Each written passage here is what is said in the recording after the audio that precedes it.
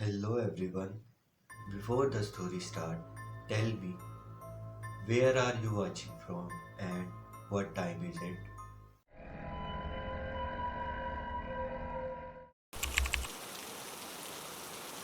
It began with the simple, urban desire for quiet. My apartment was on a busy artery, a constant river of engines, brakes, and the sub-bass thump from passing stereos.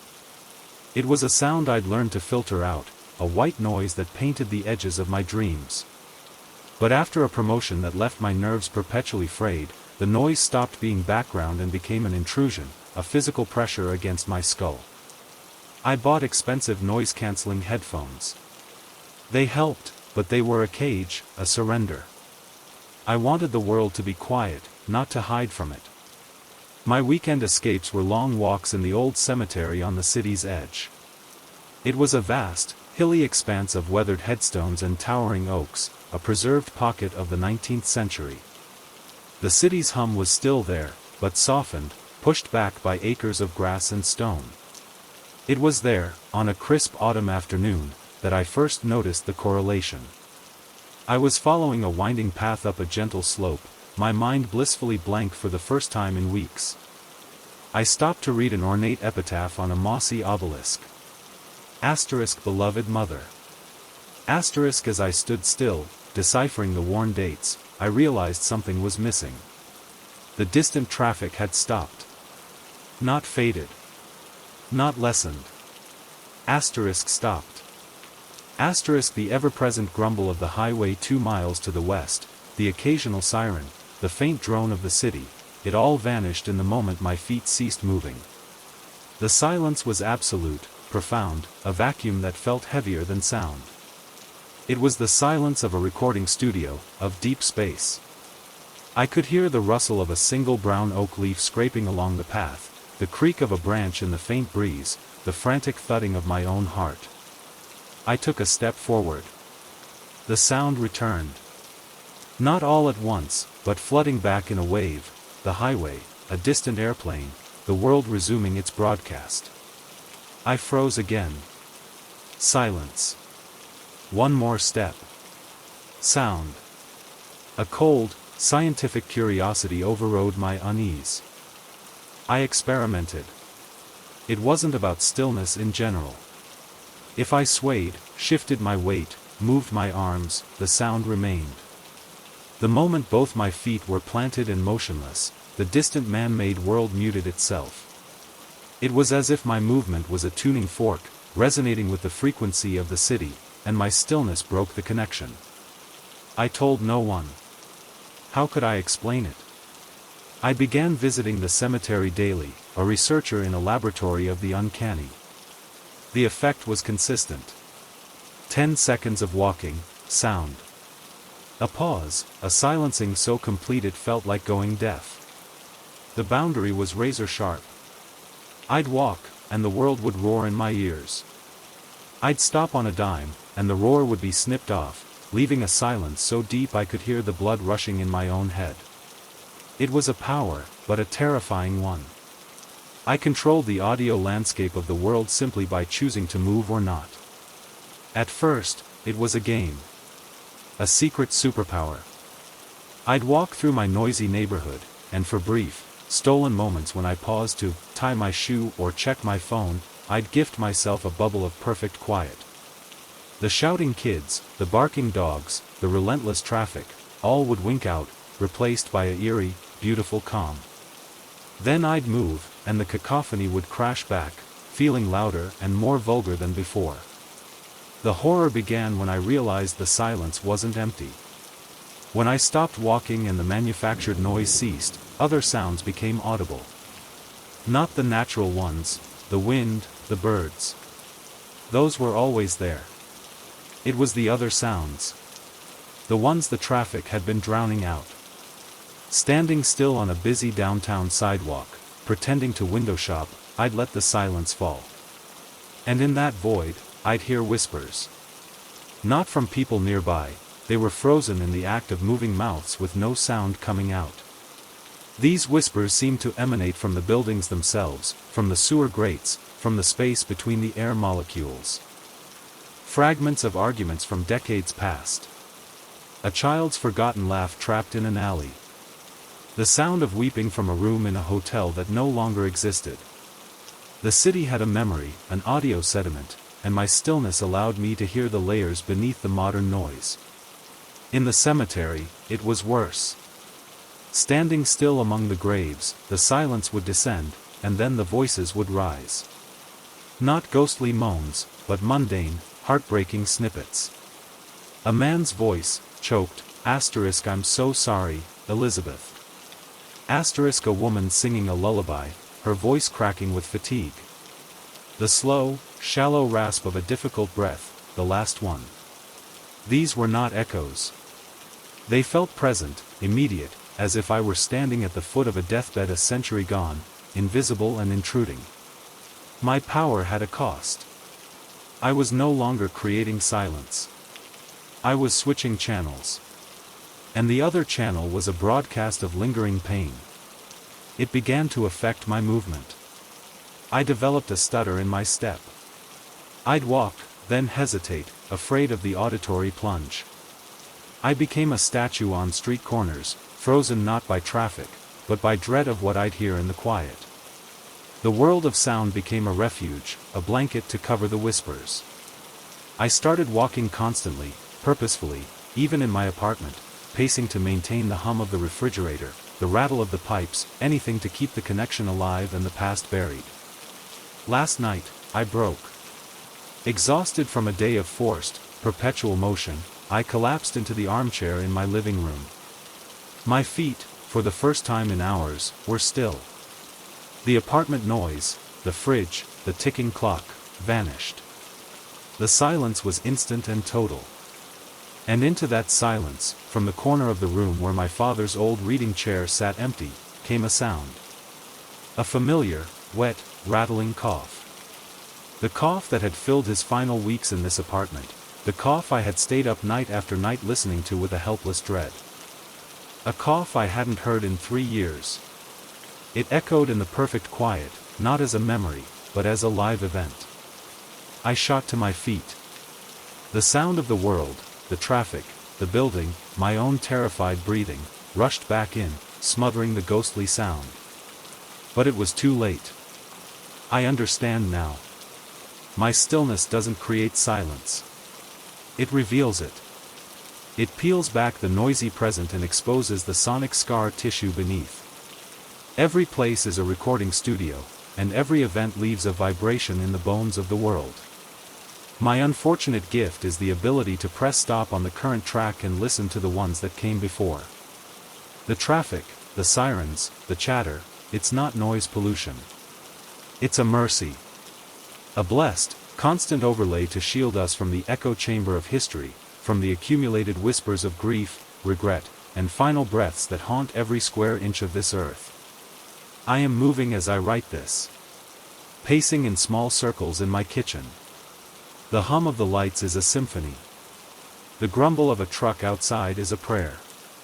I dare not stop. Because now I know what's waiting in the quiet. It's not peace. It's the unsilenced past, and it has been listening for me all along. The first time I saw her, she was a statue in the middle of the storm. It was one of those late March gales that howl in off the lake, carrying a spiteful, horizontal rain that felt like being shot with pellets of ice. I was sprinting from my car to the entrance of the community center, head down, coat pulled over my face like a shroud. Through the stinging veil of water, I saw a figure standing on the wide, exposed lawn between the parking lot and the building. Not hurrying. Not seeking shelter. Just standing. A woman in a dark gray coat, her hair whipping around her head in a furious, dark halo. She was facing the wind, and she was perfectly, unnervingly still. I faltered in my run, squinting against the blast. It wasn't just that she wasn't moving. It was that the chaos of the world seemed to part around her. The rain, driving in sheets, appeared to curve away from her outline, as if she were encased in a bell jar of calm air. The wind, which was tearing at my clothes and threatening to topple me, didn't seem to touch her coat. It hung straight down, undisturbed. For a 3-foot radius around her, the grass lay flat, not rippling in the wild waves of the surrounding lawn. She was an island of absolute stillness in the tempest. Then I blinked, shoved my way through the heavy glass doors, and the image was gone, replaced by the dripping floor mat and the hum of fluorescent lights inside. I asked the woman at the front desk, breathless, if she'd seen the woman outside. She gave me a puzzled look. In this? Nobody's out there. I looked back through the rain-streaked glass. The lawn was empty. I chalked it up to a trick of the light, a migraine aura without the headache, the storm playing havoc with my eyes. But I remembered the feeling. The profound, gravitational stillness she projected. It clung to me, a quieter memory than the roar of the wind. I saw her again a week later, on a blustery day down by the marina. The wind was playful here, snapping flags and tugging at the sails of docked boats, making the rigging sing and clang. She stood at the very end of a public pier, again in that gray coat, looking out at the white-capped water. And again, she was the eye of the hurricane. Around her, the wind snatched at hats and newspapers, but her coat was placid. The choppy water lapped at the pilings all along the pier, but directly below her, the surface was strangely smooth, a small, dark circle of calm. A seagull, fighting the updraft, swept past her head, and as it entered the space around her, its frantic flapping stilled for a second. It glided effortlessly before being snatched back into the turbulent air the moment it left her sphere. This was no illusion. I stood 50 feet away, sheltered by a concession stand, and watched. She wasn't resisting the wind. She was negating it. Physics took a lunch break in her presence. I learned her name was Anya. She sometimes came to the community center for the afternoon book club. She was quiet, polite, with a gentle smile that never quite reached her eyes, which were the color of lake water on a still, overcast day. She spoke softly, and people leaned in to hear her, not because her voice was faint, but because the air around her seemed to swallow competing noise. During a particularly lively debate about a novel, the room grew heated, voices rising. Anya, who hadn't spoken, simply set her teacup down on the table with a soft click. The sound was ordinary, but it had a silencing quality. The argument around her table faltered, then died. Not out of politeness, but because the energy for it seemed to drain away, absorbed by her quiet presence. The air felt thick, settled. It was minutes before the conversation tentatively started up again, in hushed tones. I became an observer. A student of her stillness. I saw it in small ways. A buzzing fly would veer towards her, and its frantic drone would cut off as it entered her space, the insect landing on her sleeve with uncharacteristic placidity before wandering off in silence. A radio playing static in a janitor's closet would suddenly resolve to clear, silent frequency when she passed the door. Her stillness wasn't just physical. It was a cessation of vibration, of disturbance, of wave energy. She was a dampener. The urge to speak to her, to ask, was overwhelming. But what would I say? Excuse me, do you know you stopped the wind? I was afraid that drawing attention to it might break the spell, or worse, make her aware of my awareness. There was a sacred, lonely quality to her anomaly, and I felt like a trespasser just by noticing. Then came the day of the street fight. It was outside a bar downtown, two men shouting, chests puffed, the energy violent and crackling. A crowd had formed a nervous semicircle. I was across the street, and I saw Anya walking down the sidewalk, head down, as if hoping to pass unseen. She was almost past the commotion when one of the men shoved the other, sending him stumbling backwards towards her. Anya stopped. She didn't flinch. She didn't raise her hands. She just stopped walking and stood perfectly still. The effect was instantaneous and profound. The shouting ceased mid-insult, not trailing off, but cut. The man who had been shoved froze in his staggered posture, off balance but not falling. The other man's raised fist hung in the air. The crowd's murmurs died. The very air seemed to solidify. The chaotic, violent energy of the moment was vacuumed away, replaced by a dead, airless quiet. It wasn't that people were choosing to be quiet. It was that sound and motion were impossible within the sphere of her influence, which had expanded to encompass the entire scene. For 5 long seconds, the world was a frozen tableau. Then, Anya took a slow, deliberate step forward, and then another, walking away down the sidewalk. As she moved, the spell broke. The sounds rushed back, the traffic, the city, but the fight was over. The two men blinked at each other, their anger dissipated, replaced by confusion and embarrassment. They mumbled something and parted ways. The crowd dispersed, shaking their heads as if waking from a dream. I finally approached her that evening. She was on a bench by the lake, the usual breeze tousling the grass but leaving her untouched. I sat beside her, my heart hammering. The wind around us died. The lapping of the water against the shore became a soft, rhythmic sigh. "I see it," I said quietly, my voice sounding hollow in the new stillness. She didn't look at me. She gazed at the horizon. "Most people don't," she said. Her voice was the calm at the center. "Or they feel it and think it's a coincidence. A lull in the wind. What is it?" She was silent for a long time. A leaf, skittering along the path, went still at her feet. "When I was a girl," she said, "the world was very loud. Inside and out. Everything was motion, conflict, noise. I wanted it to stop. More than anything. I practiced being still. Truly still. Not just my body, but my thoughts, my wants, my fears. I practiced until I could find a quiet place inside, a point of absolute zero." She finally turned her head to look at me. Her eyes were endlessly calm, and deeply sad. "And one day, the outside world matched it. You control it?" "No," she whispered. "I am it.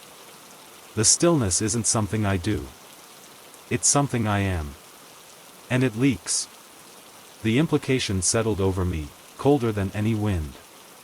She wasn't manipulating the environment.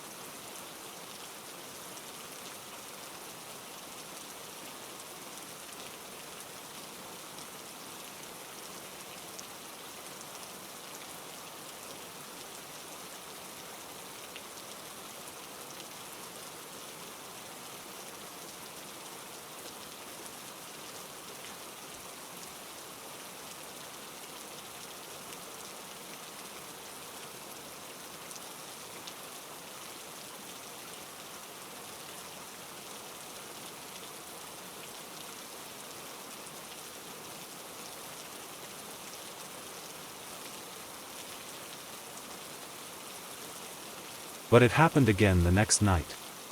And the next. The pattern was exact. The arrhythmia, that sudden, dropping sensation of my heart tripping over itself, would strike. And in that precise, suspended moment, the hiss from the street lamp would cut out. Not fade. Cut. A clean, digital silence inserted into the analog whine. Then, as my heart rhythm reasserted itself, the hiss would snap back on. It was a synchronization so perfect it felt causal. My heart's misfire was flipping a switch in the outside world. I became a nocturnal cardiologist. I'd lie in the dark, waiting for the next hiccup, my entire being focused on the internal and the external. I confirmed it beyond doubt. It wasn't just the lamp outside my window. If I was in the living room, it was the lamp across the street. In the kitchen, it was the one at the corner. Wherever I was, the nearest, most dominant source of that electric hum would pause in perfect unison with the skipped beat. My faulty heart was conducting the symphony of the night, introducing a rest where none belonged. The terrifying implication wasn't that I was causing it. It was that I was revealing it. The hiss didn't stop because my heart skipped. My heart skipping and the hiss pausing were two symptoms of the same, deeper glitch. A stutter in the fabric of things. For that microsecond, the electrical pulse that animated my meat and the electrical current feeding the street lamp were part of the same circuit. And the circuit was faulty. I stopped sleeping entirely. I was too afraid of the pauses. Not of cardiac arrest, but of the silence they revealed. That gap in the hiss wasn't just an absence of sound. It felt like an opening. A crack in the constant, humming reality we take for granted. In that gap, however brief, I felt nothing. No time, no space, just a pure, unfiltered stop. And each time it happened, the gap felt a millisecond longer. The silence felt deeper, more absolute, more hungry. I went for walks at night, a prisoner of my own arrhythmia. I'd pass under the buzzing lamps, and with every skipped beat, the lamp above me would stutter into silence. The orange glow didn't flicker. The light remained constant. Only the sound ceased. It was as if the sound was the lamp's true essence, and the light was just a byproduct. And I was momentarily silencing its soul. Last night, I tried an experiment born of sheer, sleep-deprived madness. I stood directly under the loudest lamp on my block, the one with a failing ballast that made it whine like a dying insect. I focused on my breathing, on the thump in my chest. I waited for the skip. It came. The hiss vanished. But this time, I didn't wait for it to return. In that pocket of silence, I spoke. A single word, whispered into the void left by the absent hum. Hello? The sound of my voice was wrong. It was stripped of resonance, flat and dead, as if the air itself had lost its ability to carry vibration. It dropped to the pavement at my feet like a stone. And from the silence, something answered. Not a sound. A pull. A sudden, violent suction not on my body, but on my awareness, my very sense of being. It was focused on the center of my chest, on that spot where my heart had just stuttered. It was as if the gap in the hiss was a vacuum, and it was trying to pull the arrhythmia, that little spark of wrongness, out of me and into itself. To complete the circuit break. I stumbled back, gasping, a crushing pain blossoming in my chest. The hiss returned, louder, angrier, a screech of protest. I fled home, my heart hammering in a frantic, terrified, but perfectly regular rhythm. I sit now in my dark living room. The street lamp hiss is a constant scream. I can feel the next skip building, a fluttery tension in my chest. I am clutching a beta blocker prescription I'm too afraid to fill. What if the medicine stops my heart from skipping, but the hiss keeps pausing? What will be pulled into that silent gap then? I am a walking fault line, a temporary short in the world's wiring. Each skipped beat is a tiny peephole into the static behind the simulation, and something on the other side has noticed me looking. The hiss isn't just the sound of light. It's the sound of the veil. And my broken heart is teaching me how to make it fall.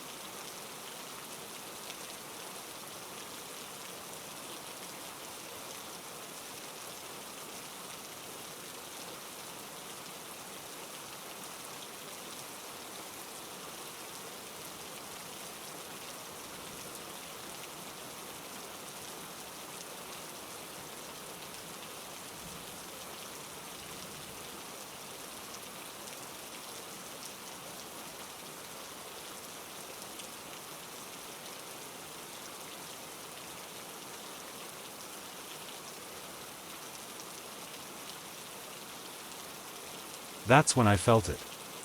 A shift. Not in me. In the city. I opened my eyes. The buildings moved. Not a swaying, not a tremor. A subtle, geometric inclination. The monolithic tower across the street, a sheer cliff of obsidian glass, seemed to tilt its upper stories ever so slightly towards me. The one beside it, a neo-Gothic spire of carved limestone, leaned in from the other side. They weren't collapsing. They were attending. Like giant, silent spectators bending down to observe a curious insect on the sidewalk. The perspective was wrong. The street didn't widen at the top like a funnel. The parallel lines of the architecture remained rigid, but their collective mass felt focused, concentrated on the spot where I stood, frozen and breathless. A soundless, seismic groan seemed to vibrate up through the soles of my shoes, a frequency below hearing. The reflections in the windows warped, the endless copies of myself in the glass distorting, stretching, their breath-held faces looking back at me with a terror that was not my own, but borrowed from 1,000 other trapped moments. It was the silence. My silence. By halting the rhythm of my own breath, that tiny, biological tide, I had created a vacuum. And the city, a living entity of stress-fractured concrete and humming power lines, was leaning in to fill it. It was listening for the sound of me, and finding none, it was craning closer to investigate the dead spot I had become. My lungs burned, a firestorm of need. I couldn't hold it. With a ragged, explosive gasp, I sucked in a huge, shuddering breath of the metallic air. The effect was instantaneous. The building snapped back. Not with a movement, but with a perceptual click. They were just buildings again. Imposing, indifferent, static. The vertigo vanished. The street was just a street. My echoing footsteps, when I tentatively took a step, were just footsteps. I ran the rest of the way home, my breath sawing in and out, a noisy, desperate announcement of my existence. I locked the door and leaned against it, gulping the familiar, dusty air of my apartment as if it were the purest oxygen. It couldn't be real. A trick of light, of exhaustion, of an overactive amygdala. I spent the next week trying to replicate it in safer places. Holding my breath in my apartment produced nothing but spots in my vision. In the park, it just made me lightheaded. The effect required the canyon, the pressure, the architectural witnesses. I had to know. I went back, during the day first. The street was a river of suits and smartphones, buzzing with oblivious life. I held my breath amidst the crowd. Nothing. The city was fed, its appetite for sound satisfied by the chatter, the engines, the million human exhalations. My small silence was meaningless. That night, I returned. Same time. Same eerie quiet. The pressure was there, a physical weight on my skin. I walked to the same spot. I stopped. I listened to the hum, the subaudible grind of servers, the sigh of climate control, the low pulse of the city's mechanical heart. I filled my lungs once, then closed my mouth. I held my breath. The change was faster this time, more pronounced. The lean was more aggressive, the sense of observation more intense. The glass faces of the towers didn't just reflect, they seemed to absorb the scant light, becoming pools of void, and from those voids, the faint impressions of shapes pressed against the inside of the glass, looking out. Not people. Angular suggestions, configurations of stress and shadow. The silent groan from below grew stronger, a tectonic ache. The air didn't just feel still, it felt waiting. I was a blank space on a crowded page, and the text around me was straining to decipher the gap. I lasted longer this time, pushing past the burn, into the gray, painless zone of oxygen deprivation. The buildings leaned further. The street seemed to narrow, not physically, but phenomenologically. The sky, a thin ribbon of polluted black above, vanished as the tops of the structures conspired to block it out. I was at the bottom of a well of attentive architecture. Just before I blacked out, I let the breath go. It rushed out in a choked sob, and then I was breathing again, noisy, animal, alive. The city released me. The shadows in the windows receded. The groan subsided. I understand now. The city breathes. A vast, slow, mechanical respiration, the intake of power, the exhaust of waste heat, the circulation of millions of human breaths. My own breath is a tiny, rhythmic part of that exchange, a beat in the metropolitan pulse. When I hold it, I drop out of rhythm. I become a glitch in the respiratory code. And the system notices. It pauses, in its own way, to diagnose the anomaly. The leaning, the attention, the silent strain, it's the city holding its breath, leaning in to listen for a heartbeat it can no longer feel. I can't unknow this. Now, every time I walk through a dense street, I am conscious of my breathing as an act of participation, of camouflage.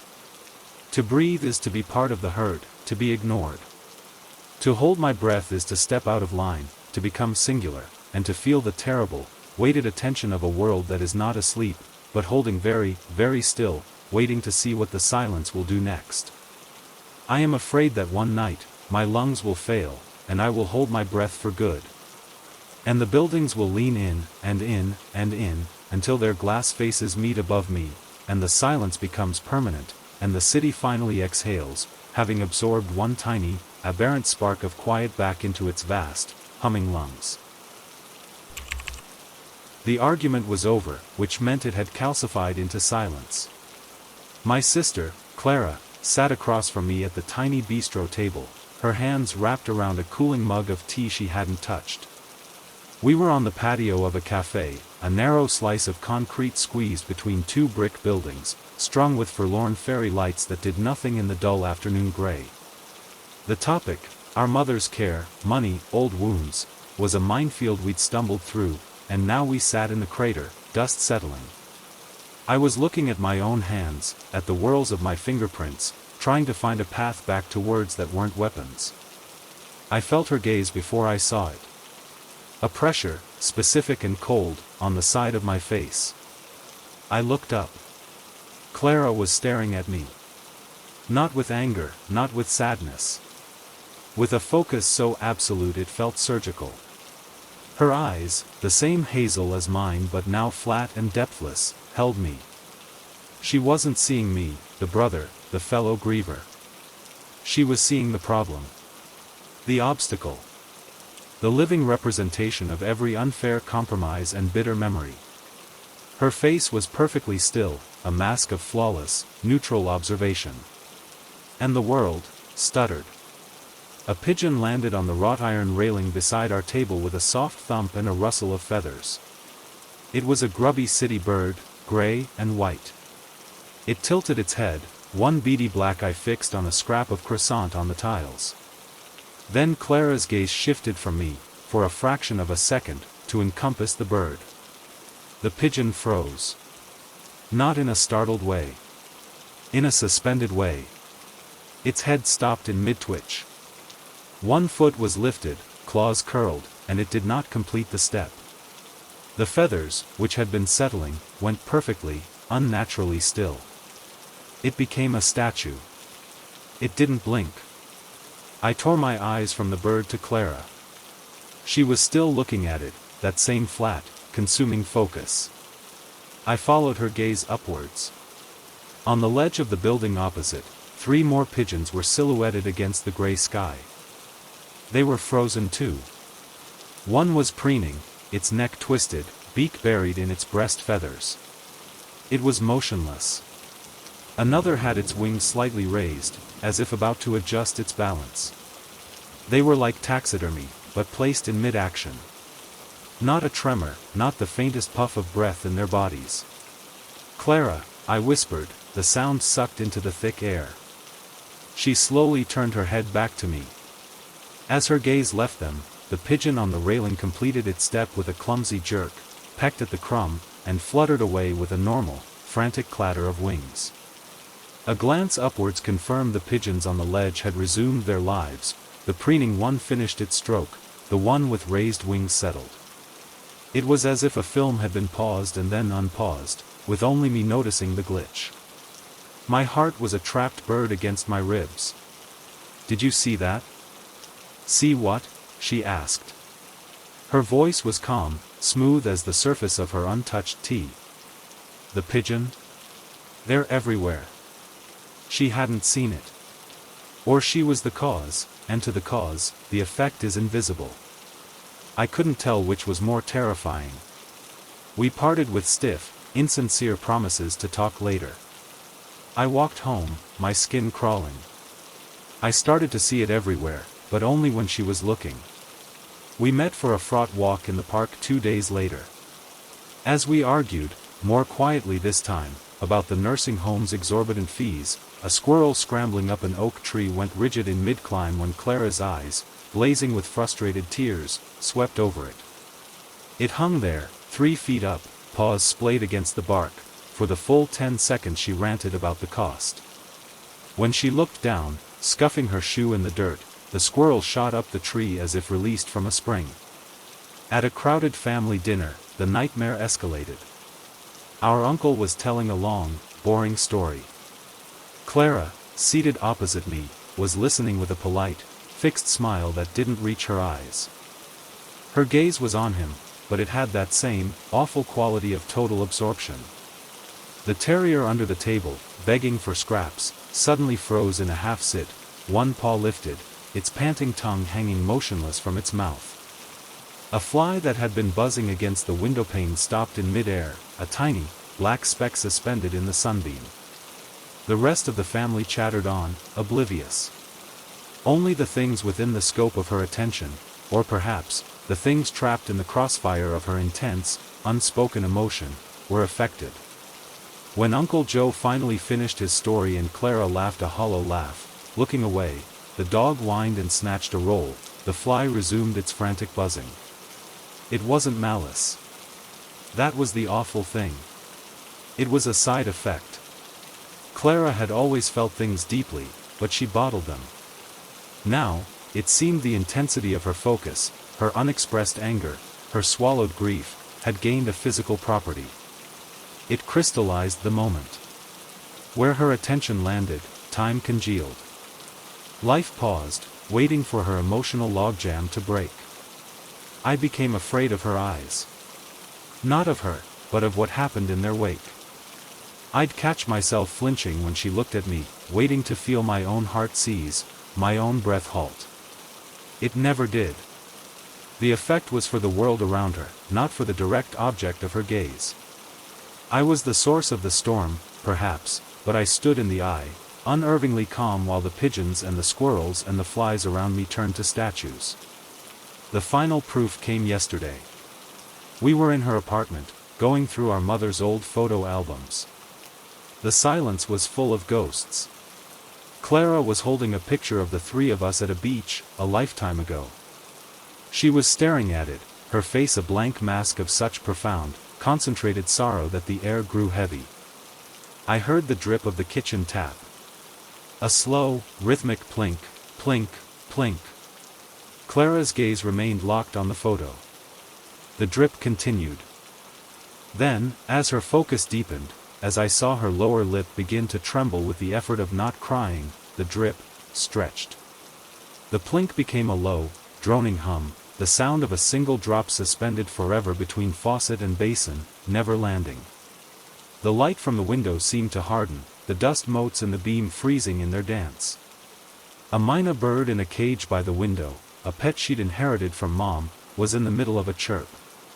The sound cut off, leaving its beak open in a silent, perpetual oh. The world was holding its breath, waiting for Clara to feel. And she did. A single tear escaped, tracing a path down her cheek. She blinked. The drip landed with a sudden, sharp plink. The myna bird finished its chirp. The dust motes swirled. Time exhaled. She put the photo down and looked at me, her eyes red-rimmed but present, soft. "I miss her," she said, her voice cracking. "I know," I said, and for the first time in weeks, I meant it without fear. "I understand now. My sister isn't a monster. She's a dam. And her gaze is the pressure of the water behind it. When she looks at something with that perfect, painful intensity, she's not seeing it, she's feeling it, all of it, and the weight of that unfelt feeling is so great it briefly stills the universe around it. The pigeons don't blink because, in that moment, her world has no room for blinking. No room for motion. No room for anything but the raw, suspended ache of the thing she is contemplating. I look at her now, and I don't see my argumentative sister. I see a woman carrying a silent, gravitational grief. And I wonder, with a chill that has nothing to do with the weather, what happens if she ever truly looks inward. If she ever turns that focus, that perfect, paralyzing attention, upon herself. Will the world freeze then? Or will it simply, quietly, stop? It wasn't a sound you heard with your ears, not at first. It was a sound you felt in your teeth, a subliminal vibration in the fillings, a constant, gentle pressure behind the eyes. The hum of the city's nervous system. I lived in an old building wedged between a substation and a data hub, and the air was permanently charged with it, the 60-cycle drone of transformers, the higher whine of server farms, the faint, fizzy static of a million wireless signals threading the dark. It was the soundtrack of modern life, and I never noticed it until it was gone. It happened on a Tuesday, at 3:17 a.m. I know because I was staring at the digital clock, another night stolen by insomnia. The numbers glowed a sour red in the dark. I was lying perfectly still, trying to will myself into unconsciousness, when I felt it. Not a sound ceasing, but a sensation vanishing. A pressure I hadn't even known was there suddenly lifted from my skull. It was like the relief of stepping out of a loud room, except the room was the world, and I hadn't stepped anywhere. The gentle hum of wires vanished from the air. The silence that followed was not peaceful. It was absolute, profound, and deeply wrong. It was the silence of a vacuum, of a corpse. My own breathing suddenly sounded obscenely loud, a ragged, animal noise in the void. I sat up. The usual green power light on my laptop charger was dark. The faint, backlit glow from the microwave panel was out. The digital clock was a black rectangle. A blackout. Just a blackout. I let out a shaky breath I hadn't realized I was holding. Of course. The hum was the electricity. No power, no hum. I fumbled for my phone to use as a flashlight.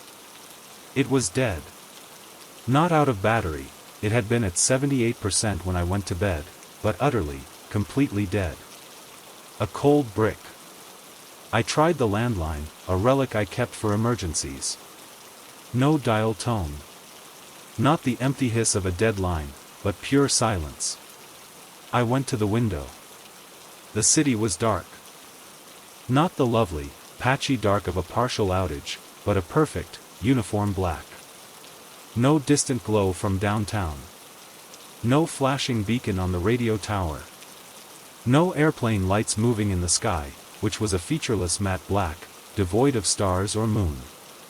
The streetlights were out. The traffic lights were out. The usual constellation of LED indicators from alarms, routers, and appliances in the building across the street was absent. It was a darkness I had never experienced, a pre-industrial, consumptive dark. And it was silent. No car alarms triggered by the outage. No distant generators kicking on. No voices raised in question. Just a silence so thick it felt like wool packed in my ears. That's when the real fear began. A blackout kills power. It doesn't kill batteries. It doesn't erase every form of stored energy at once. My watch with an analog face had stopped. The wind-up clock on my bookshelf had stopped, its pendulum frozen in mid-swing. It was as if time itself, or at least the energy that powered its measurement, had been siphoned away. I spent the rest of the night in that chair by the window, wrapped in a blanket, watching nothing. The darkness did not change. The silence did not break. Dawn did not come.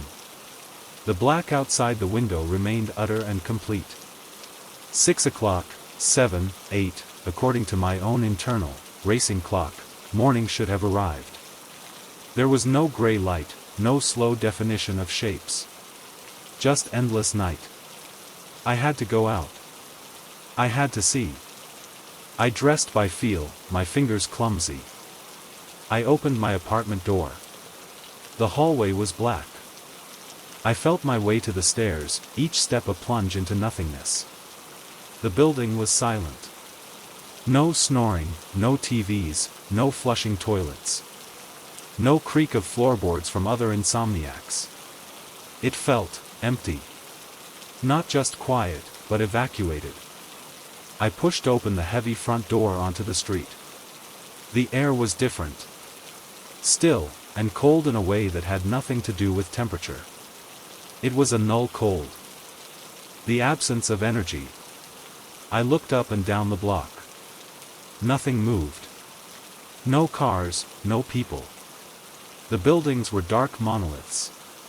And the silence, it had texture now. It was a hungry silence. It felt like it was pulling at me, trying to leach the very warmth and motion from my body. I took a step. My footfall was muffled, absorbed. I walked to the corner. The substation next to my building was a hulking shadow. Normally, it buzzed with a ferocious, angry energy. Now, it was just a silent shell. I reached out, against every instinct, and touched the chain-link fence. It was cold. Not just metal cold, but deep, passive cold.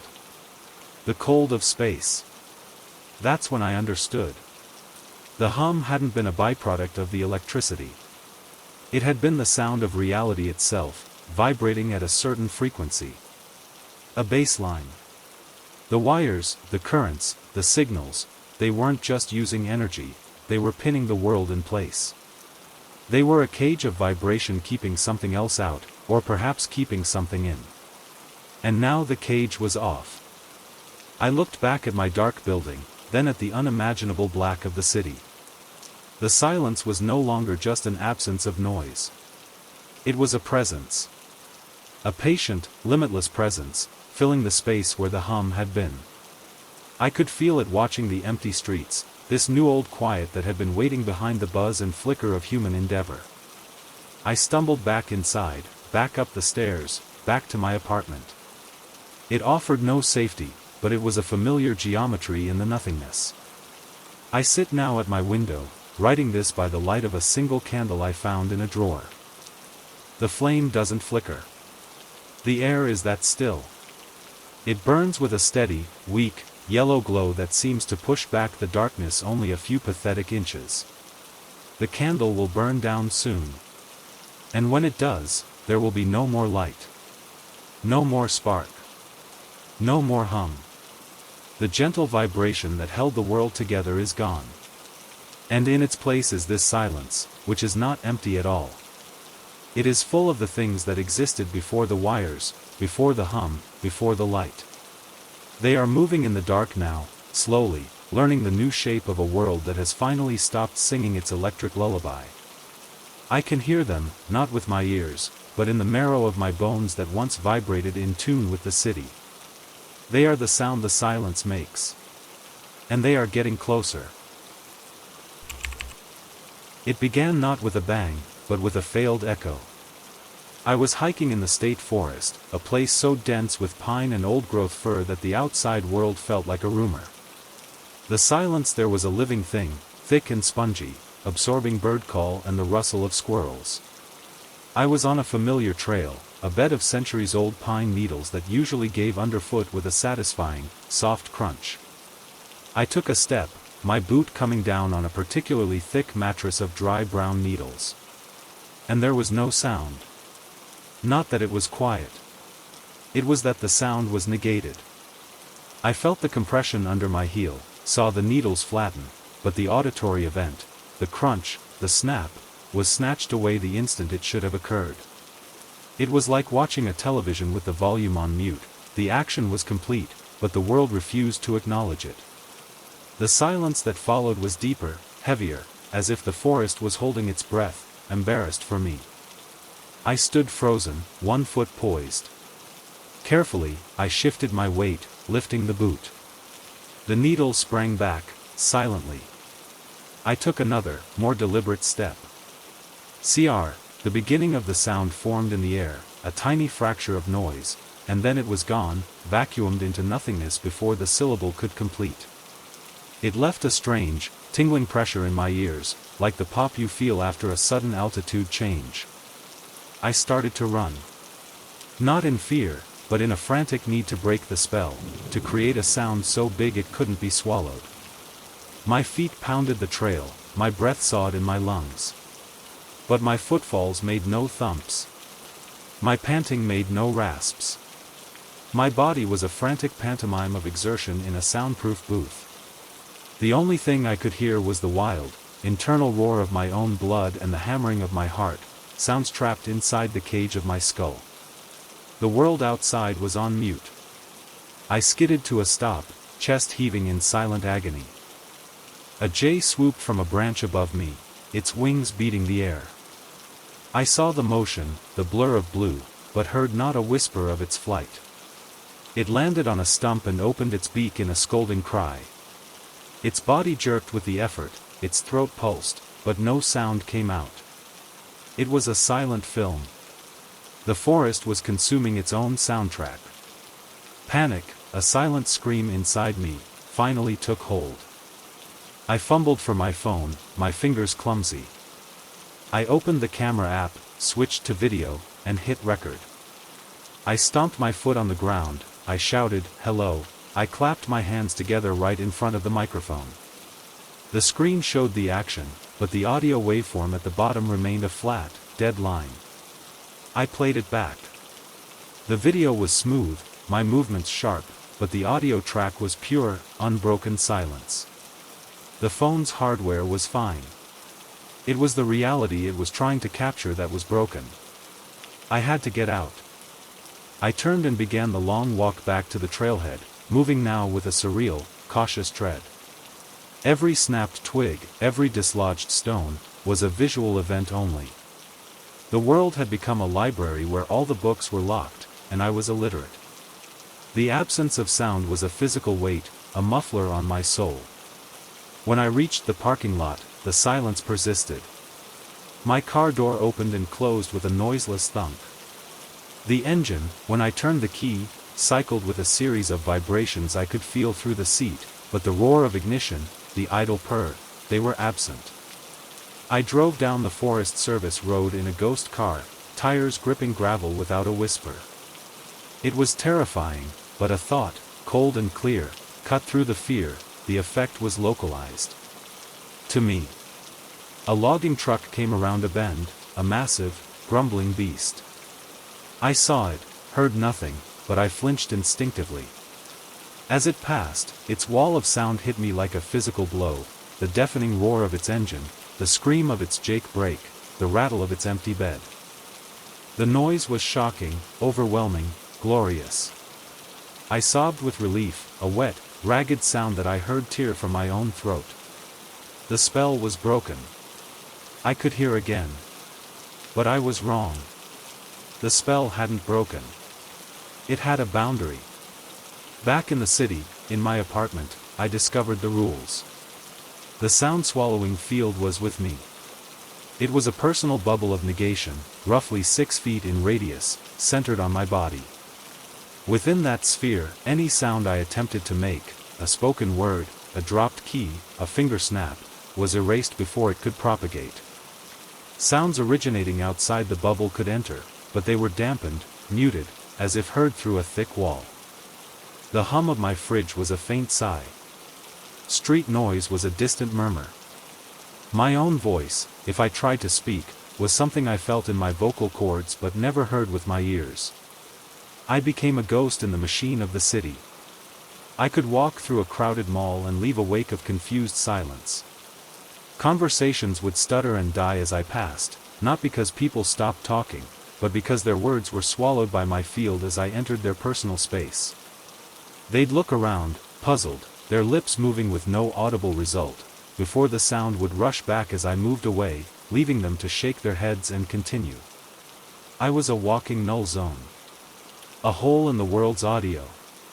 The psychological effect was a slow erosion of self. We are creatures who confirm our existence through feedback. We speak and hear our own voice, we act and hear the consequence. I was cut off from that loop. I felt myself becoming unreal, a figment with no acoustic signature. The silence around me wasn't peaceful, it was accusatory. It said, *, you do not matter. You make no mark. *, I tried to communicate. I wrote notes. I texted.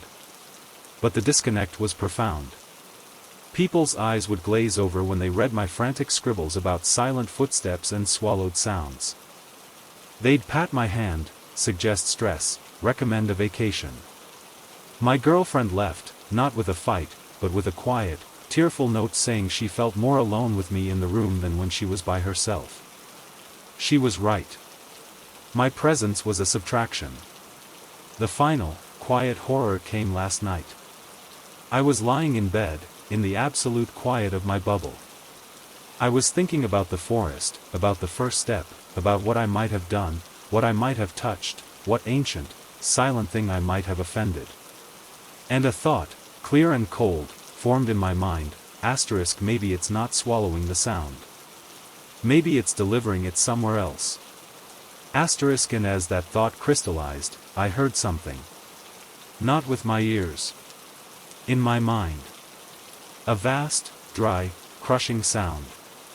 The sound of a billion footsteps, a million whispers, every slammed door and broken plate and stifled scream that had been stolen by my passing. It was a desert of discarded noise, and it was roaring in the silence of my own head. The sound hadn't been destroyed. It had been banked. And I was the vault. Now, I sit in my silent apartment. I do not move. I do not speak. I am afraid to take a step, not because it will be silent here, but because I know now where the sound goes. It goes into the archive. And the archive is full. And it is listening back. Every time I create a sound that the world cannot hear, I add to a debt I do not understand. And I have a terrible feeling that one day, the silence around me will break, not with the return of normal sound, but with the collected, concentrated echo of every step I ever took, every word I never heard myself say, crashing back into the world all at once through me. I will be the conduit. And it will be the only sound I ever truly make. It was a picnic, a pathetic attempt at normalcy. The sky was a textbook example of a breezy spring day, fat, friendly cumulus clouds sailing eastward on a steady wind, their shadows racing across the park grass like giant, silent animals. Claire had been quiet all morning, a brittle kind of quiet. The grief counselor had said to create new memories, to find moments of peace. So here we were, on a checkered blanket, surrounded by the evidence of life, frisbees, laughing children, the smell of grills, but sitting in our own little bubble of loss. I was unpacking sandwiches, not looking at her, afraid of the hollow look in her eyes.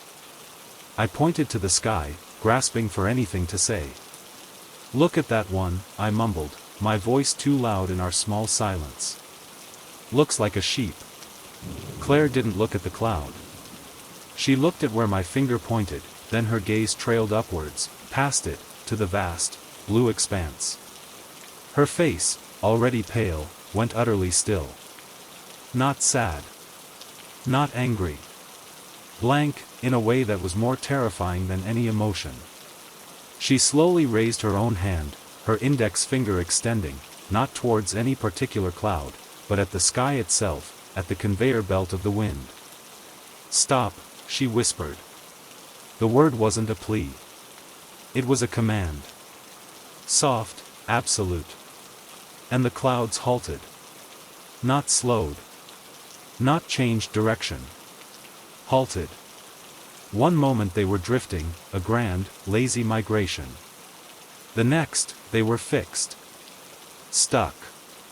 As if the sky had become a painted backdrop. The frisbee that had been arcing against the flow of them now seemed to move through a static photograph. The wind itself died. Not a gradual lessening, but a snipping of the strings. The leaves on the oak above us, which had been rustling, went still. The sensation was one of profound, physical wrongness. The world's breath had been caught in its throat. I dropped the sandwich. "Claire." She didn't lower her hand. She was staring at the frozen clouds, her expression one of intense, focused scrutiny, as if she were examining a specimen. "They were moving too fast," she said, her voice still that unnerving whisper. "They don't get to just go." Around us, the park carried on, but subtly altered. The running children didn't seem to notice the lack of breeze, but their hair no longer streamed behind them. The smell of charcoal smoke from the grills, which had been drifting, now hung in a vertical, stagnant column. The world felt flat, compressed, like a diorama. Time hadn't stopped, people moved, dogs barked, but the weather had. The atmosphere was holding its breath at my wife's command. After a full minute, a tremor went through her raised arm. She lowered her hand, letting it fall into her lap as if the bones had dissolved. The wind did not return. The clouds remained motionless. She had turned a key, and thrown it away. We packed up in a frantic, silent rush. We drove home. I kept glancing at the sky. The clouds were still there, fixed in their positions, now grotesque in their stillness. They didn't evaporate. They didn't dissipate. They just hung, day after day, like lint stuck on a blue felt board. The weather reports turned baffled. A stationary high-pressure system of unprecedented duration, they said. A complete lack of atmospheric flow over the metro region. They showed satellite images, a swirl of systems moving across the continent, parting around our city like water around a stone. Claire retreated. She spent hours at the window, not looking at the street, but up, at her immobilized sky. She didn't speak of it. If I mentioned it, a veil would drop over her eyes, and she'd change the subject to something banal, like the laundry.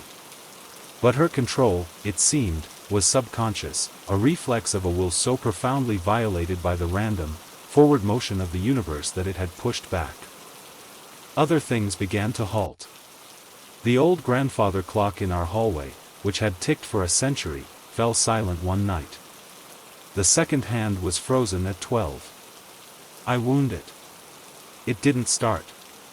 The clock wasn't broken, it was stopped, in a way that felt final. The dripping faucet in the guest bathroom ceased its drip, the water clinging to the spout in a perfect, trembling globe that never fell. The pendulum of her own grief had swung to its farthest point and stuck.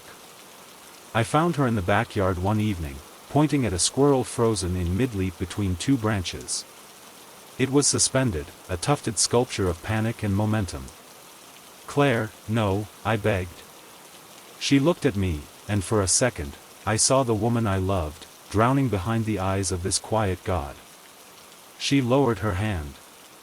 The squirrel completed its jump with a frantic scramble, fleeing as if from a predator it could sense but not see.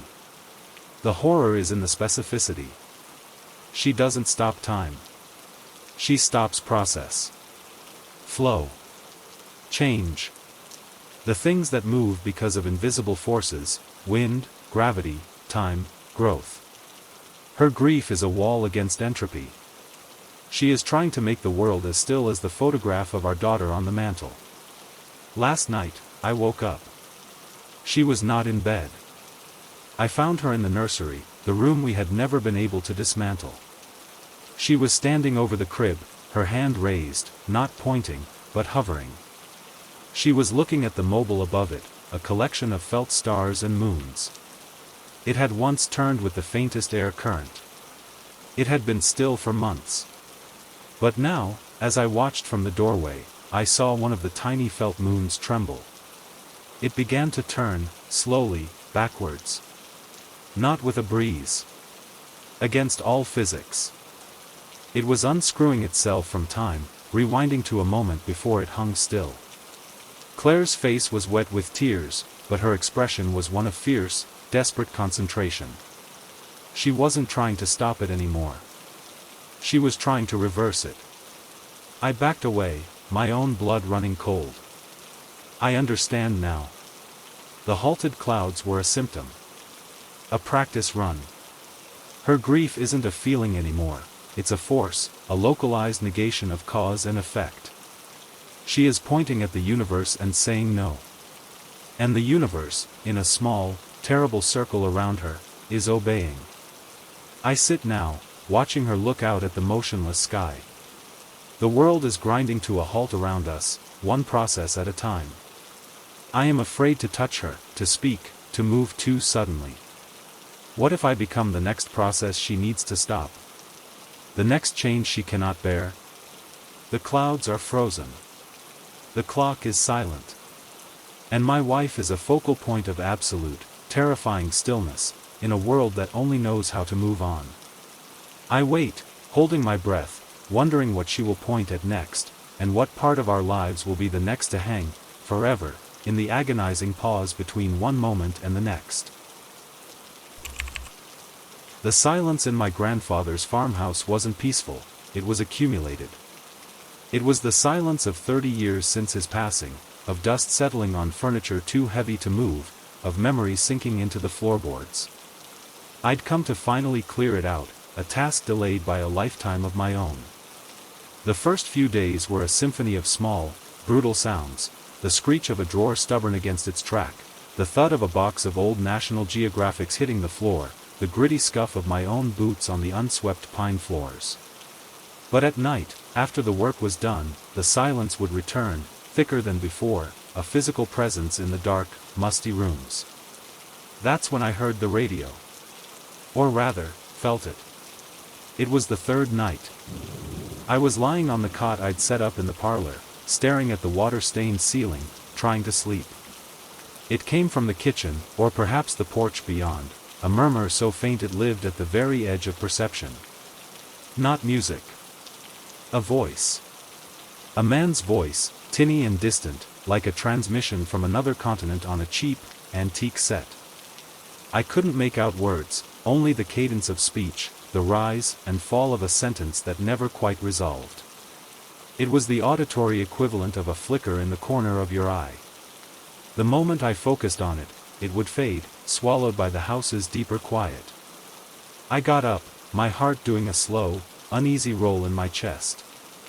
I walked to the kitchen doorway. The sound was clearer here, but no louder.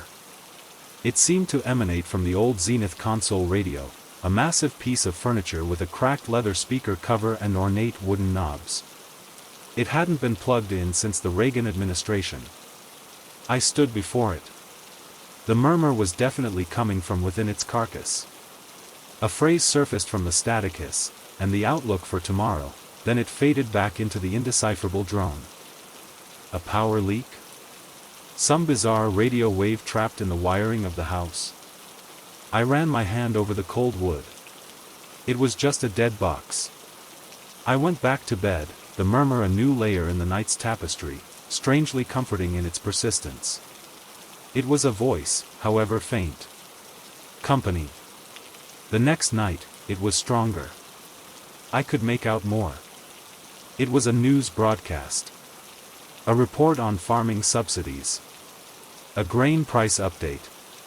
The language was slightly formal, the accent mid-20th century Midwestern broadcaster. It discussed a political figure whose name I vaguely remembered from history books. This wasn't a stray modern signal. This was a ghost of a broadcast, playing on a loop from some long ago evening. My grandfather's evening. He would have listened to this, sitting in his armchair by this very radio, smoking his pipe. Night after night, I listened. The broadcast never progressed. It was a fragment, maybe 10 minutes long, cycling eternally. The murmur became a ritual. I'd lie in the dark, and the past would whisper to me from the kitchen. It spoke of a world of certainty, of crop rotations and predictable seasons, a world my grandfather understood and I had fled. I began to look forward to it, this 10-minute window into his headspace. It made the silence feel less empty, more curated. Then, last night, something changed. I was deeper into the cleanup, more tired than usual. The murmur began as always. The familiar farming report. The grain prices. Then, a shift. The broadcaster's tone changed, became more urgent. A weather bulletin. A warning of a severe line of thunderstorms moving eastward across the plains, threatening hail, high winds. Listeners in the following counties are advised to take shelter. He began to list them. Our county was third. I was sitting up now in the cot, the blanket pulled at my waist. The voice was clearer than it had ever been, crisp with a static-edged urgency. I could hear the rustle of paper as he read the report.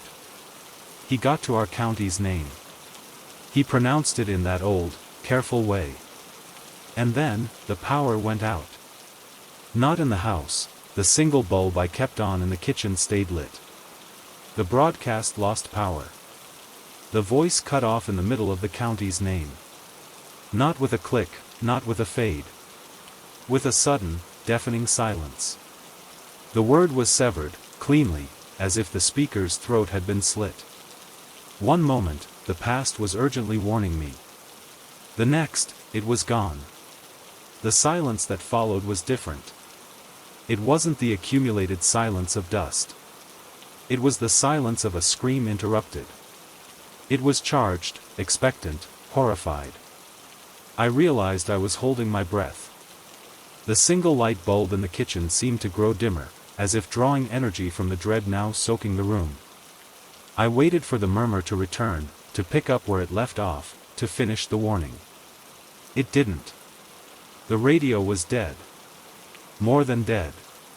It felt gutted. The console seemed to shrink in on itself in the dim light, just a piece of furniture again. I finally exhaled, a shaky sound in the new, terrible quiet. And that's when I heard the first distant roll of thunder. Not from the radio. From outside. A low, grumbling promise from the west. I went to the window. The sky, which had been clear all evening, was now ink black, devouring the stars from the horizon up.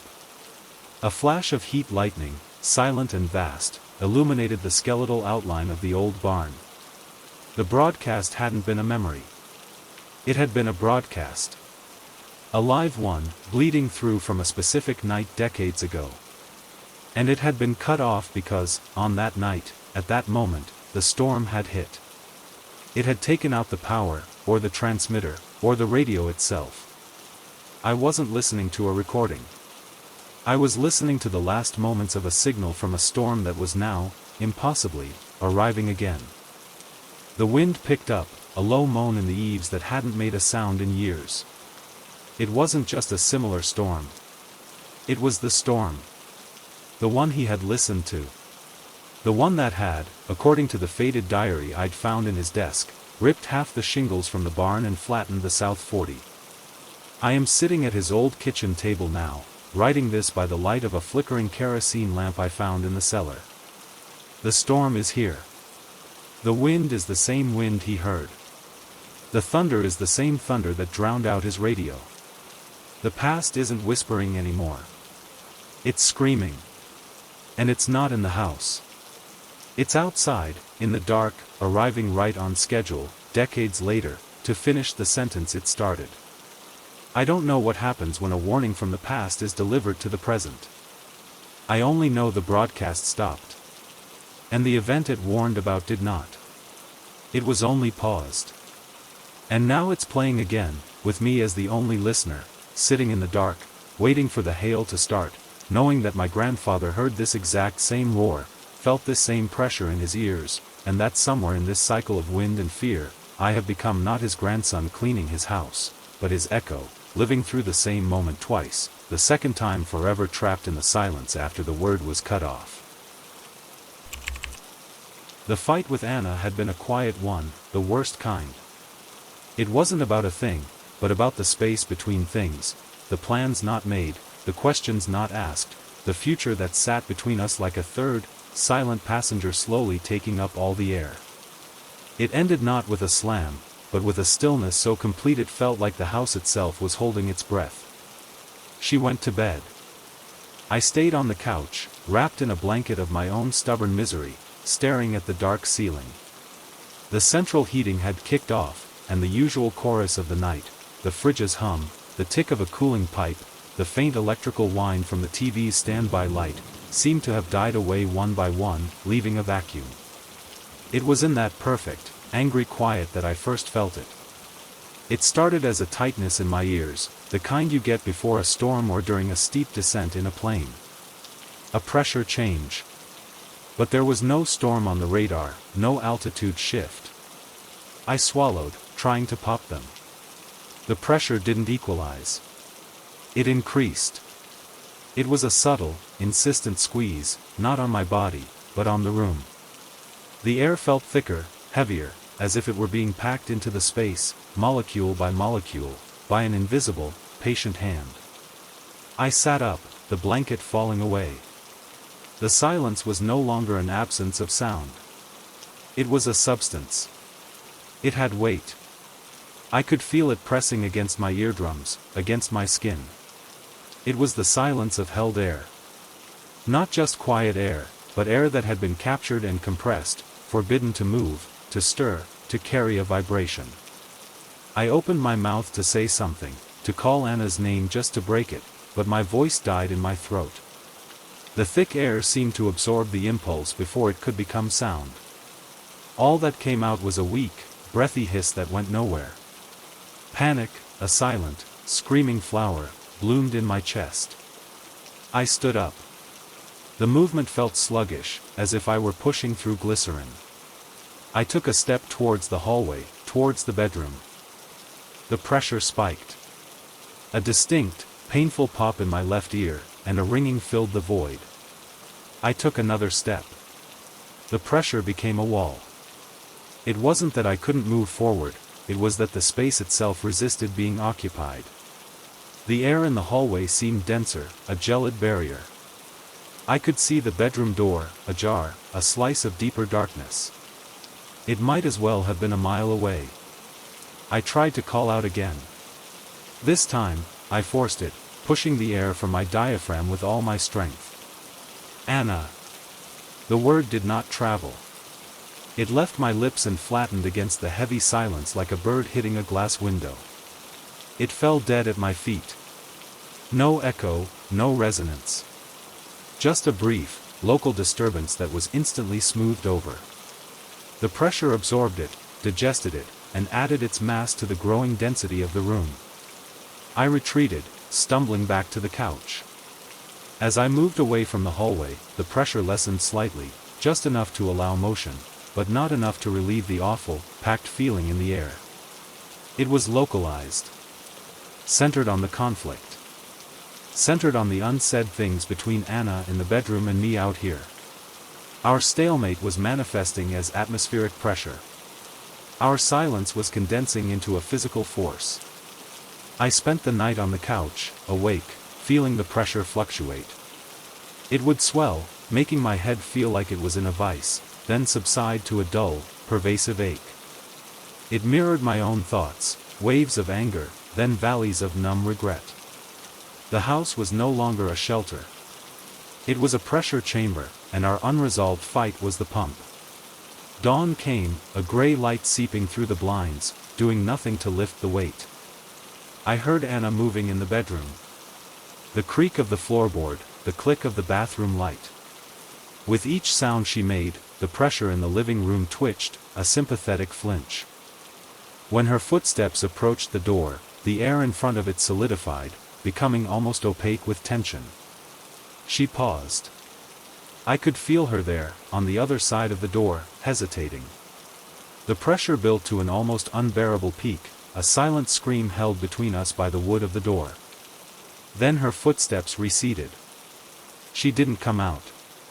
The pressure dropped, not to nothing, but to a simmering, miserable baseline. We lived like that for days. Two ghosts in a pressurized tank. We communicated by text, lifeless little messages about groceries and mail, sent from separate rooms.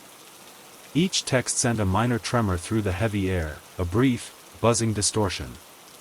Actual speech was impossible. The moment I tried to form words towards her, the pressure would slam down, choking them off, punishing the attempt at connection. The silence wasn't just between us, it was enforced by the very atmosphere our discord had created. The house began to show the strain. A glass left on the counter shattered spontaneously one afternoon, not falling, but exploding outward as if from within, unable to withstand the silent, squeezing force. A painting on the wall developed a hairline crack in its canvas, right down the middle. The air tasted metallic, used up. I knew what had to happen. One of us had to leave. To physically break the geometry of the stalemate. But the pressure had become a cage. The front door felt a mile away, the air around it the densest of all, a final, terrifying barrier. To walk towards it was to fight through a syrup of pure, solidified resentment. Last night, I couldn't take it anymore. I didn't walk to the door. I crawled. On my hands and knees, pushing against the solid resistance of the air in the hallway. It was like crawling through wet concrete. Each inch was a battle. My ears popped and rang. My vision swam. I could feel Anna in the bedroom, a still, silent point of equal pressure, aware of my struggle. I reached the front door, my hand trembling as I lifted it to the knob. The pressure here was monumental, a cliff face of silent anger. I turned the knob. It gave, with a soundless, gritty resistance. I pulled the door open. The pressure didn't release. It rushed. It blew past me in a torrent of dead, soundless air, escaping into the night with a force that tore the door from my hand and slammed it against the wall outside. But no sound accompanied it. Just a violent, silent exhalation of all the held breath, all the unspoken words, all the compressed misery of the past week. I collapsed on the threshold, gasping in the cold, normal, noisy air of the outside world, a car passing, a distant siren, the rustle of leaves. It was cacophonous. It was beautiful. I looked back into the house. The hallway looked normal. The oppressive weight was gone. But the silence inside was different now. It wasn't thick. It was hollow. Evacuated. I had broken the pressure vessel, but what was left behind wasn't peace. It was a vacuum. An emotional void where a home used to be. Anna came to the bedroom door. She looked at me, then at the open front door, then back at me. Her face was pale. She didn't speak. She didn't need to. The pressure was gone, and in its place was this new, vast distance, this silence that was just silence, empty and cold and final. I had relieved the pressure. And in doing so, I had let out everything else, too. I sit on the front step now, writing this, unable to go back inside into that hollow quiet, and unable to fully leave. The pressure is gone. But so is the air. And I am left, breathing the noisy outside world, wondering if I will ever feel normal pressure on my skin again, or if I am forever spoiled for anything but the crushing, silent weight of things left unsaid. The morning of the accident, the world had been too bright, too sharp. Sunlight cut through the kitchen blinds like laser lines, highlighting every mote of dust, every crumb on the counter. My wife, Lena, was moving through it with a slow, careful precision, as if the air itself might crack. She hadn't slept. Neither had I. The space between us was a canyon, and in it lay the wreckage of the previous night's conversation, a conversation that had started about a missed mortgage payment and detonated into a map of every failure, every disappointment, every quiet resentment of our 15 years together. We had said things that could not be unsaid.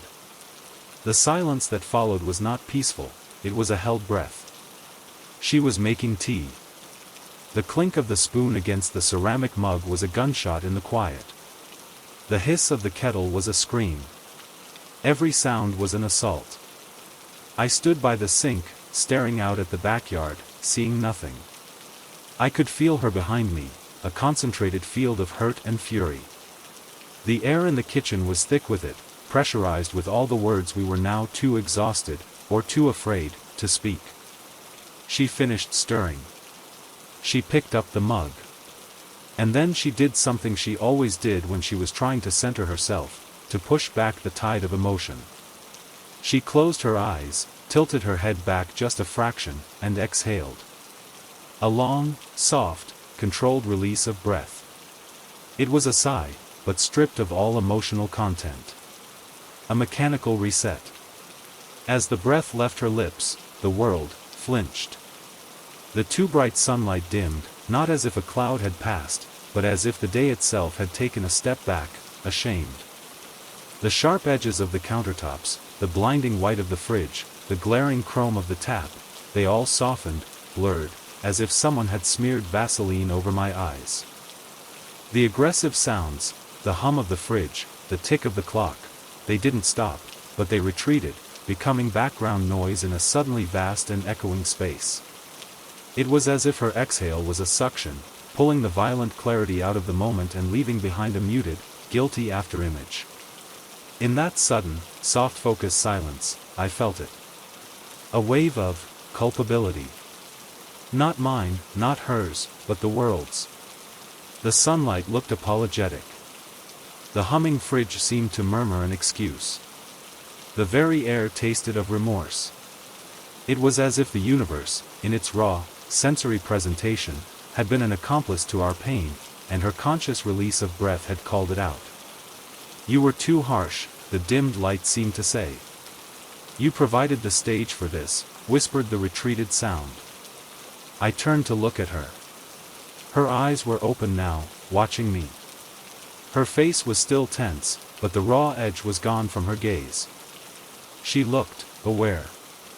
Not of me, but of the effect. She took a sip of her tea, her movements slow in the newly gentle air. I'm going for a drive, she said, her voice low but clear in the hushed room. I need to think. The words were normal. The context was normal. But the atmosphere was not. The world was holding its breath again, but differently, waiting for her verdict, ashamed of its earlier, brutal honesty. She left. The door closed with a soft, respectful click, not a slam. I stood in the kitchen, in the guilty quiet. The sunlight slowly dared to brighten again, but it was tentative, like a child peeking around a corner after a scolding. The sounds of the house remained subdued. I felt like an intruder in a crime scene where the crime was mutual destruction, and the environment was a witness trying to forget what it had seen. She was gone for hours. I tried to go about my day, but everything felt performative, watched.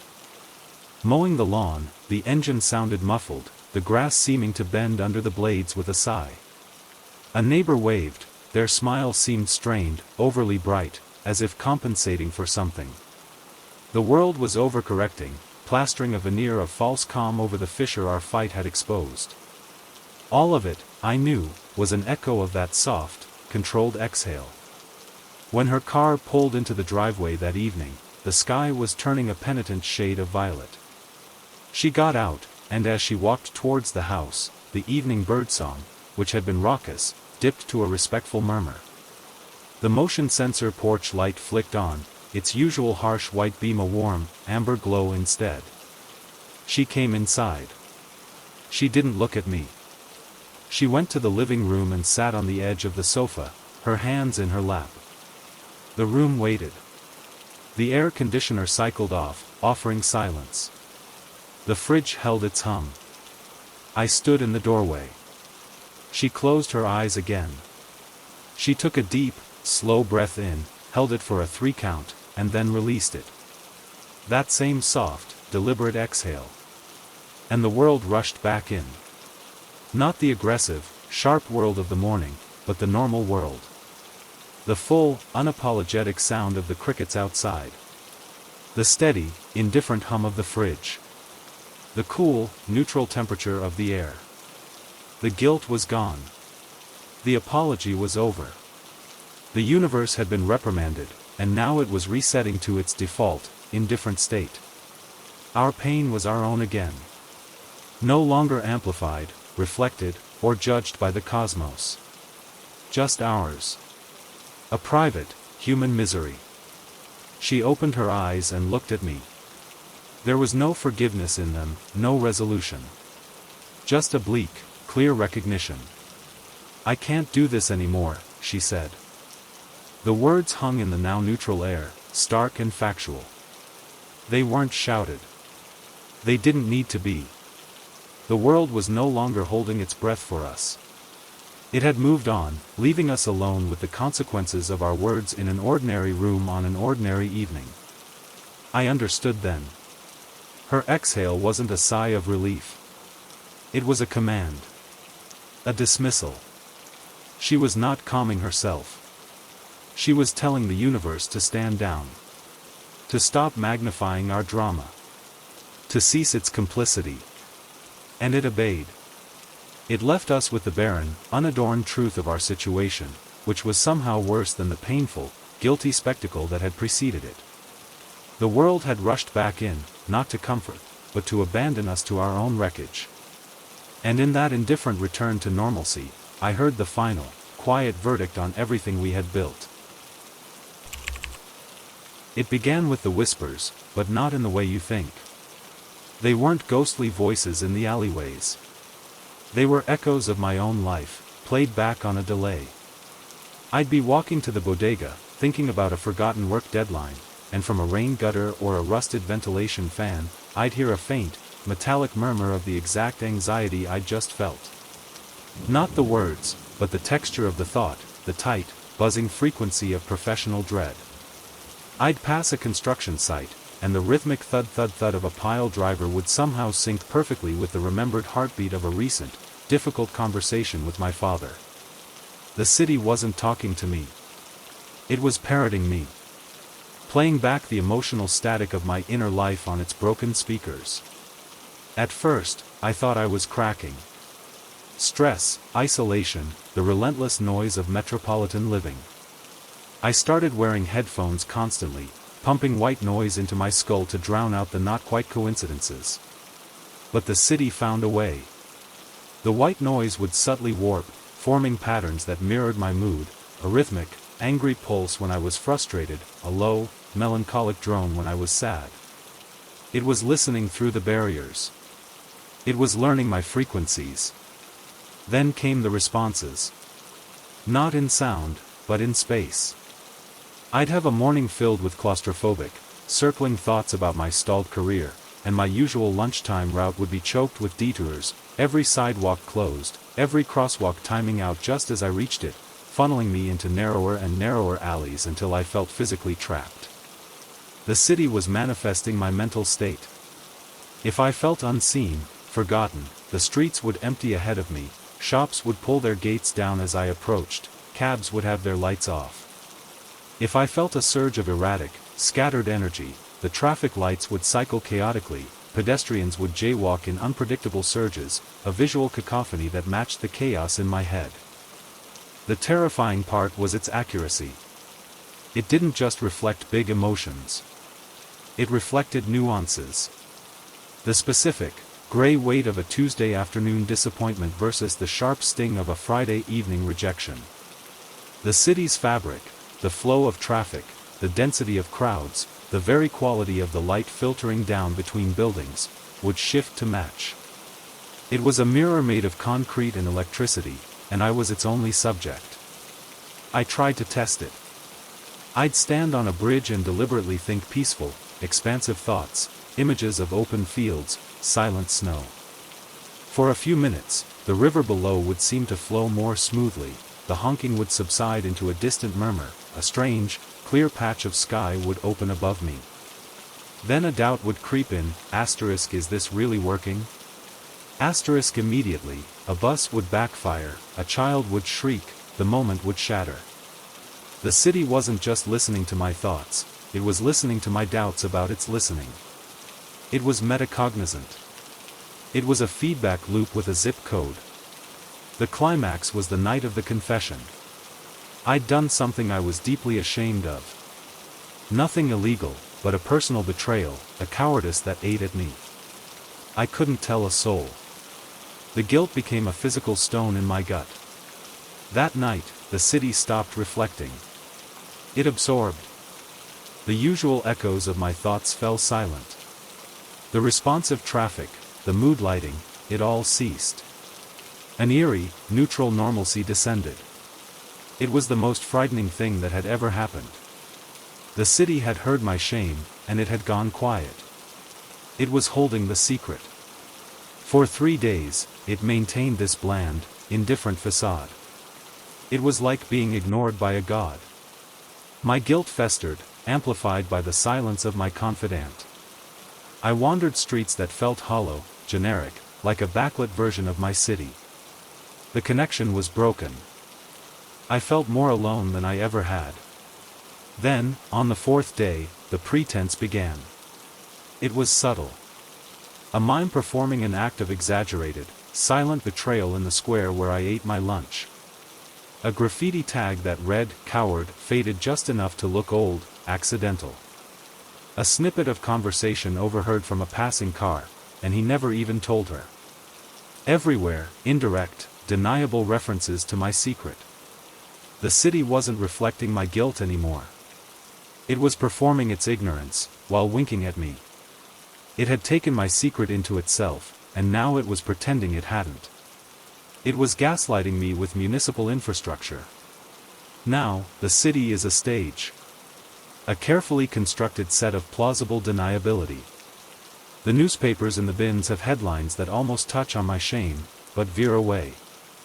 The songs playing from open car windows are about forgiveness in the exact rhythm of my anxiety. The weather shifts between appropriate melancholy and forced, sunny indifference. It's all a show. A massive, sprawling production designed to say, "We don't know. We didn't hear. Nothing is wrong." But the effort is palpable. The strain of the performance hums in the power lines. The streetlights flicker with the effort of maintaining the charade. I am a man living inside a giant, sensitive organism that knows my deepest failing and is pretending, with every brick and beam and passing stranger's face, that it doesn't. The silence of the confession night was honesty. This normalcy is a lie. And I am the only one who knows the city is lying. Our relationship is ruined. It can never be the innocent, noisy, indifferent place it once was. It is complicit. And its ongoing, elaborate, utterly convincing pretense of innocence is the most horrifying confession of all. It is telling me, every second of every day, that it knows, and that it will spend the rest of my life pretending it doesn't, just to watch me try to believe it.